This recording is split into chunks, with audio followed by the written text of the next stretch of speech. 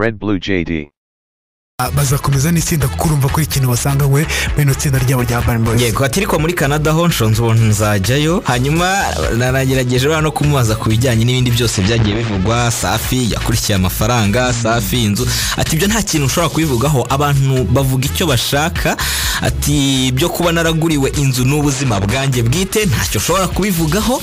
Urumva ati icyo nzi cyo ni kimwe kandi kiragaragara, ati mitoma nanditse ku mbuga nkoranyambaga zanjye igaragaza icyo nashakiye umudamu wanjye, ntago ari akantu ntabwo yamushakiye inzu, ntiyamushakiye n'imodoka avuga ngo yamuguye, n'urukundo mukunda yashyize kuri social media. Atari ko iyo nzu bavuga byo ntacyo nabivugaho, niba ari yanjye niba atari yanjye, niba koko yarayingure cyangwa imodoka ntacyo mbivugaho mu buzima bwacu. Soko se nuko byifashe. Twumve indirimbo ya Urban Boys Red Blue JD.